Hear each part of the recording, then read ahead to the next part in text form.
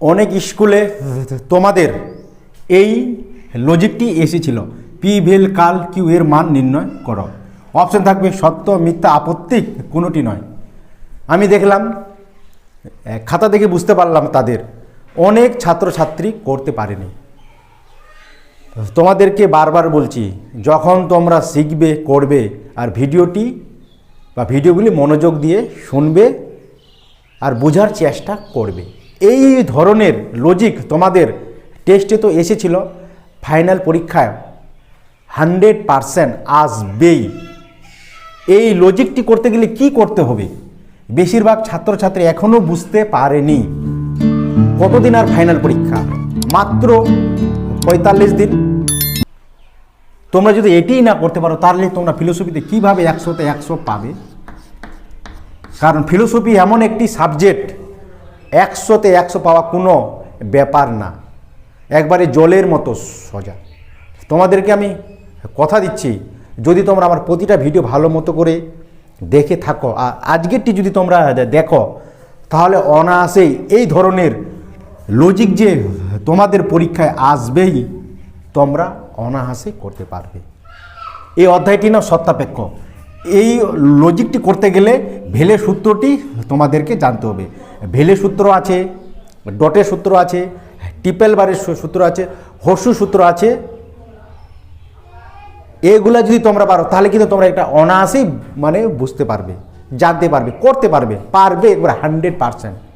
আর আসবেই ফাইনাল পরীক্ষায় 2024-এ, তোমাদেরকে গ্যারেন্টি দিয়ে বলছি।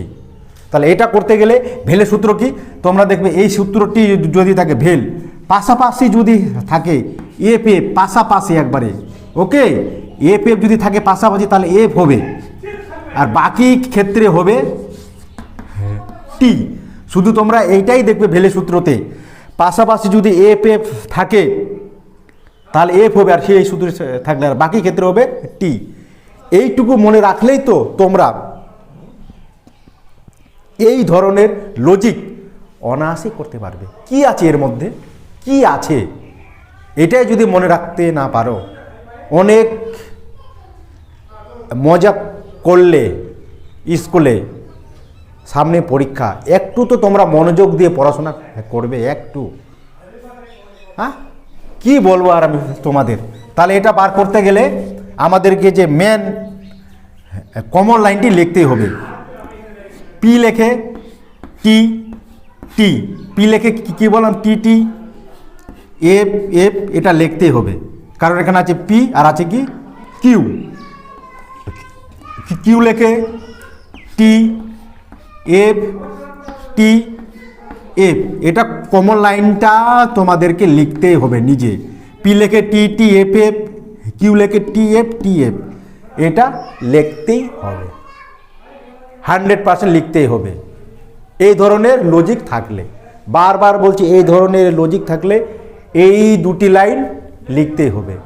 এবারে এর মানটা বার করতে বলছে, পি ভেল কাল কিউ। এটা যদি আমরা ডাইরেক্ট লিখি পি ভেল কাল কিউ, তাহলে ভেলে সূত্রতে বার করবো। আমরা যদি এটাকে যদি সূত্র ধরি, এটার সাথে পিটার সাথে এটা মিললো, এখানে আছে কিউ, এখানে আছে কিউ, এখানে কাল কিউ আছে, তাহলে এটার সাথে কি এটা মিললো?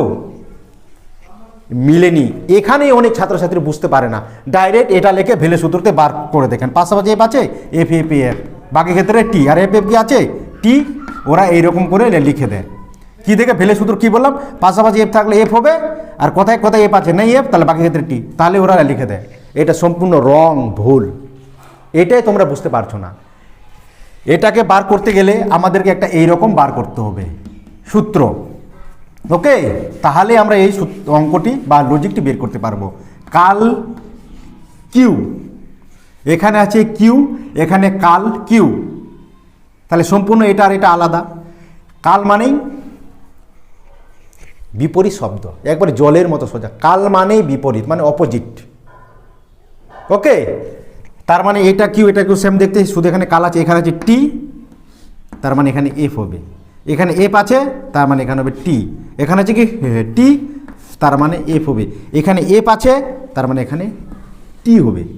বার করলাম, এটা বার করতেই হবে কাল থাকলে। তারপরে আমরা মেন যেটা লজিক সত্য মিথ্যা বার করতে বলছে সেটা লিখতেই হবে। কি আছে এর মধ্যে? কিছুই নেই, নাথিং একবারে।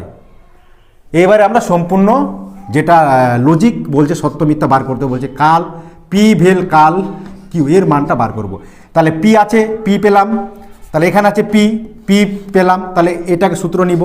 এখানে আছে কাল কিউ, তাহলে কোনটা নিব সূত্রতে? এটা নিব, কাল কিউ। এখানে আছে কাল কিউ আছে, এখানে কাল কিউ আছে, তার মানে এটাকে সূত্র নিব, এটাকে সূত্র নিব, আর এটাকে সূত্র নিব, এই দুটোকে সূত্র নিব। এই কিউটাকে সূত্র নিব না। কেন নিব না? কারণ এখানে কাল কিউ আছে, এখানে কি কাল কিউ আছে? নেই, তার মানে কাল কিউ এটা আছে, তার মানে এটাকে সূত্রতে নিব, তার মানে এটাকে সূত্রতে নিব, আর পিটাকে সূত্র নিব। সিঙ্গেল পি আছে, এখানে কিন্তু সিঙ্গেল পি আছে। এরপরে আমরা বার করব ভেলের সূত্রতে। এখন তো তোমরা বুঝতে পারছো, জলের মতো কিন্তু সোজা, শুধু তোমাদেরকে বুঝতে হবে। তোমরা কি ভিডিওগুলি যতগুলো দেখছো স্কিপ করে করে দেখছো, ওই রেজাল্টটাও কিন্তু তোমাদের ওই স্কিপেই হবে। একটাতে ভালো রেজাল্ট করবে, একটাতে কম রেজাল্ট করবে, একটাতে ব্যাক। বোঝার চেষ্টা করো তোমরা। ভেলের সূত্রতে কি বললাম? পাশাপাশি যদি এফ থাকে দুটো তাহলে এফ হবে, পাশাপাশি যদি এফ থাকে তাহলে এফ হবে, বাকি ক্ষেত্রে টি। আগে যে সূত্রটি আমি লিখালাম পাশে, ওকে? তার মানে পাশাপাশি দেখবো আমরা এফ এফ, তাহলে ভেলের সূত্র কি? এফ এফ দেখবো। কোথায় আছে এফ এফ? এখানে একটা এফ আছে, ওকে? ভালো মতো করে বুঝে নাও, এখানে আর এফ আছে, ওকে? এই চিহ্নটা আছে ভেল, ভেলের সূত্র কি? পাশাপাশি এফ এফ থাকলে তার মানে এখানে এফ হবে। হলো? আর কি কত এফ এফ আছে? নেই। যদি এফ এফ থাকে তাহলে এফ হবে, তাহলে বাকি ক্ষেত্রে হবে টি হবে। এই ধরনের লজিক তোমাদের 100%-এ 100 আসবেই। এবার এই লাইনটির কি বলছে? এর মান নির্ণয় করে, এর মানটা সত্য না মিথ্যা না আপত্তিক না কোনোটি নয়। এই লাইনটি যদি সবটাই যদি হয় টি, তাহলে কি লিখবে? শত সত্য। সবগুলাই যদি এফ হয় তাহলে মিথ্যা। এই লাইনের মধ্যে যদি কোনো টি আর এফ থাকে তাহলে হবে আপত্তিক। তাহলে এখানে এফ আছে, তারপরে আছে টি টি টি, তার মানে আপত্তিক। টি এফ থাকলে আপত্তিক, তার মানে এর উত্তরটি হবে কি? এর মান আপত্তিক। তাহলে আপত্তিক, তাহলে 1 তোমরা 100% পারবেই, শুধু খালি বুঝতে হবে। সিম্পল, কোনো ব্যাপারেই না, 100তে পাওয়া কোনো ব্যাপারেই না। দর্শন 100তে 100 পাবেই। বুঝে বুঝে করো, এখনও অনেক টাইম আছে, ওকে? কোনো অসুবিধা হলে তোমরা কমেন্ট বক্সে কমেন্ট করো, আর ডেসক্রিপশনে সাজেশন দেওয়া আছে উত্তর সহকারে, সেখানে যাও দেখো। আর লাইক তোমরা ভিডিও দেখছো কিন্তু দিচ্ছ না লাইক, ওকে? দেখা হবে নেক্সট ভিডিওতে।